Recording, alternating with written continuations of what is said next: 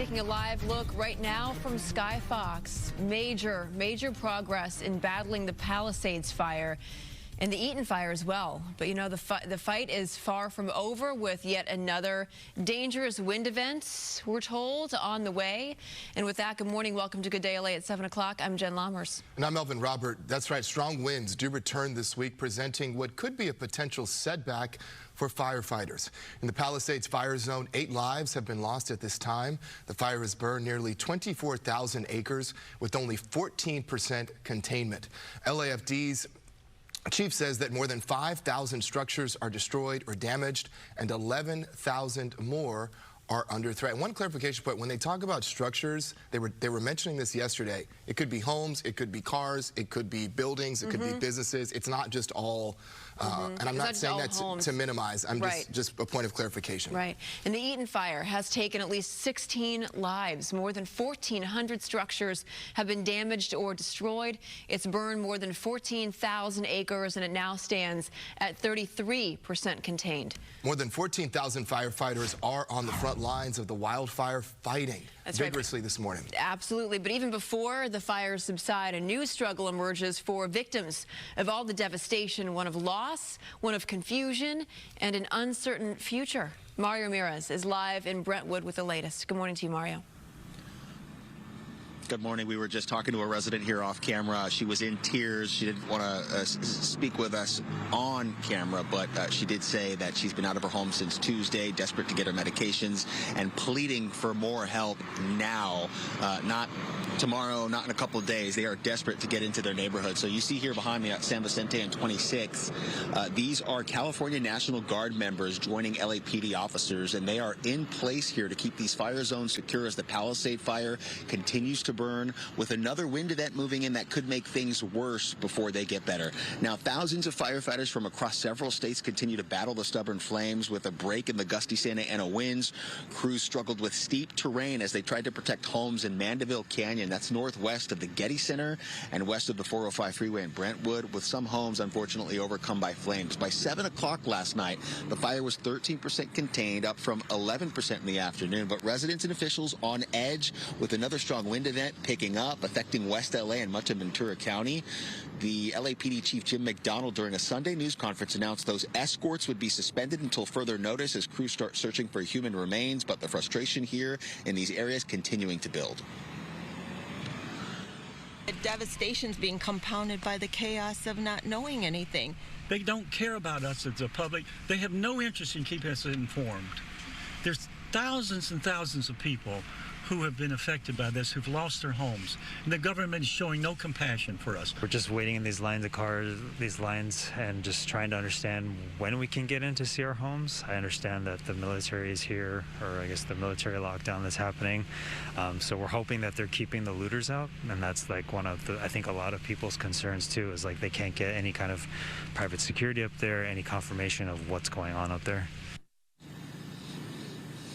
In the past couple of days, we've seen these long lines of cars waiting for possible police escorts into their homes. Dozens waiting here on San Vicente Sunday, only to find out that they were all canceled because of the fire activity and incoming winds. And keep in mind, these neighborhoods, even if homes are still standing, are still dealing with downed utility poles and open gas lines and other public safety concerns surrounding these escorts. Now, coming back out here live, more residents trying to get access, pleading with law enforcement here. County officials say Kaiser Permanente doctors are assisting residents with medications at evacuation centers. And we told you a little earlier, Walgreens has announced that it is filling medications without prescriptions during the Southern California wildfires. We'll keep you posted here in Brentwood. I'm Mario Ramirez. We'll send it back to you. Thank you, Mario. Yeah, he was talking to a contractor, as you heard earlier, who was just trying to get in there to get stuff cleared out, and he can't even do that. There's a lot of confusion, but hopefully that will be cleared up at a news conference that's set for 8 o'clock this morning. They've been doing, of course, daily briefings there. But in the meantime, let's get to Stu over in Sky Fox. He is over the Palisades Fire. I mean, Stu, you can attest to this. I was driving into work this morning, for the first time, did not see a glow on the ridge. It does seem like there's been substantial progress made, thank goodness. You know, Jen, we cannot speak for the fire departments and or any of the fire management out here for the Palisades area, but I can tell you just from visually, it definitely looks like we have turned that corner, and hopefully those flames are going to stay at bay. Take a look at that. We're showing you some of that destruction right there, but what do you not see in this picture? You don't see any of that smoke. You don't see any of that haze or any of that firefighting activity in the air, and that is a huge positive. Even this morning when Skyfox took off early in the morning and it's very dark outside, these cameras are designed really well, and any kind of small ember would really pop against that black background, especially up in the hillsides. We didn't see any of that. Now, of course, this is just visual from us. Like I always say, I'm just a guy in the back of a helicopter, but we're also taking a look at some of that devastation once again. That's that Palisades neighborhood that we once saw when we were making all that crazy effort to see through the haze and smoke. This morning, we don't have any of that, but all that devastation definitely remains out there. But we do see law enforcement. That's what we saw in the very first shot, and they are out here in force. They are definitely keeping an eye on all these people's properties. They don't want to add insult to injury with some sort of looting type of situation. But right now, as the fire goes, I'm really very hopeful and positive that when this next wind event comes, we're just going to start dealing with the ash and debris blowing off these hillsides. But take a look at that. 23,000 acres burned, most of it up in these hillsides, and it is completely void of any kind of vegetation. Everybody that lives in Los Angeles, we know what's coming next. But right now, we're just dealing with what we're dealing with, and hopefully this next wind event will not see any fires. Sending it back to you all. Oh my God! When you just, I mean, it's still really hard to wrap your head around when you see all that. Just unrecognizable. Destruction. Unrecognizable. It is. You think about all the people, man. Good Lord. I've heard from people who were able to go early on, and just it's so different. What we're seeing and we're feeling, what we're feeling, it's unimaginable walking through the aftermath of this. I can just imagine. I've shared, I have some family members that have lost homes, and I just, my heart, you know, for not just for them, for everyone who have been impacted by this. And we're looking at it through the lens here, and it's so impactful. Especially right now, Maria, I can imagine too, if it can seem so insurmountable, like where do I even begin? Yeah. You know, to pick up the pieces of and move myself through a new reality that I've been forced into. One step at a time. Yeah. That's all you can do. That's right. Really. It's got to be where you are right now. Yeah. I spoke to my sister-in-law and I said, "What did you do?" She said, I went to Target and I went to get some underwear. Right. Yeah. And just some stuff, you know. Yeah, just perspective, just one at a time. That's right. One thing at a time. It's going to be a long road. Here we go. Let's talk about the winds right now and that air quality outside. Did you see that shot, by the way, that was behind me? Kind of that beautiful shot, but very hazy shot.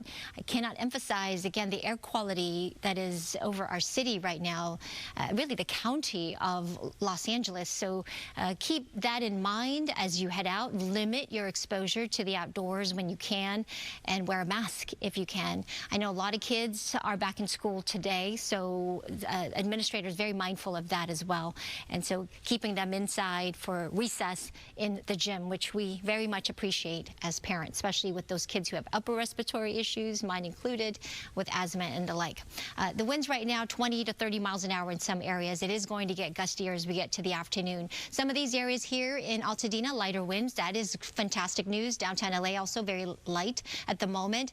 Out towards Corona, Ontario, San Bernardino, some breezier conditions here. Some of the usual spots off the 210 through that Cajon Pass. If you're driving up towards the 15, you're going to encounter some of those gustier winds. So the peak of this next wind event, hopefully will be the last one for a little bit, is going to be tomorrow morning. This is what the National Weather Service is pointing out, 4 a.m. to noon on Wednesday. That's when we're going to start to see the heaviest of the winds. So that's when you really have to stay alert. These red flag warnings, of course, will continue through at least Wednesday. And then as we look ahead to the end of the week and the weekend, there is a chance. It's small at this point, but we're holding out hope for that 10 to 20% chance, perhaps for some sprinkles and a deep deeper marine layer, which will give us more moisture in the atmosphere. In the meantime, it's chilly. 41 degrees in downtown LA, so bundle up. 44 in Burbank, 46 in Santa Monica, 50s in Oxnard. We've got the teens up in the high desert in Lancaster, 31 in Apple Valley. It is cooler than yesterday by 13 degrees in Big Bear, 3 to 5 degrees cooler out towards the Inland Empire. Santa Monica considerably and noticeably cooler than yesterday by about 11 degrees. As we look at our high temperatures today, we'll be close to average. 68 is the average for downtown, so we're going to be close to that. 69, mid-60s along the coast, low 60s for the valleys and the IE. So yeah, make sure those kids have those hoodies and sweatshirts. 30s up into the mountains today. I'll send it back to you. All right, Maria, thank you very much. Well, LA County officials are cracking down on looting and arson that is tied to the recent wildfires. District Attorney Nathan Hochman, alongside law enforcement leaders, will announce charges today at 2 p.m. in downtown LA. This includes residential looting in Pacific Palisades and a suspected arson incident in Azusa. Authorities have made dozens of arrests and are strictly enforcing curfews in evacuation zones. Meantime, LA County Sheriff Robert Luna says deputies encountered a man impersonating a firefighter. This was when Gigi and I were here yesterday during the press conference. We couldn't believe it. Yeah. They say that he was sitting on a curb and Luna asked him if he was okay, only to discover he was in handcuffs. Deputies say that they caught him burglarizing a home, and Luna asked him if it was okay because he was dressed as a firefighter, by the way. Several others have been arrested for violating curfew, and 2 people are in custody after attempting to set other fires. Unconscionable. Jen, it's unconscionable. My goodness. I don't understand. Well, the LA Unified School District will reopen offices in most schools today. The only schools, in fact, that will stay closed are those that are in the evacuation zone. So here is a look at the schools located in those mandatory evacuation areas that will remain closed. Okay, so you have Canyon Charter Elementary, Kenter Canyon Charter Elementary, Lanai Road Elementary, Marquez Charter Elementary, Palisades Charter Elementary, Paul Revere Middle School, Topanga Elementary Charter School. Both Palisades and Charter Marquez will need to be rebuilt before they can reopen. And for the schools that are open, because of air quality issues, masks are recommended for students while on the way to school. Outdoor activities will be limited. Webster Middle School will serve as a food distribution center for those impacted by all the closures, and it will open 9 a.m. to 12 noon today.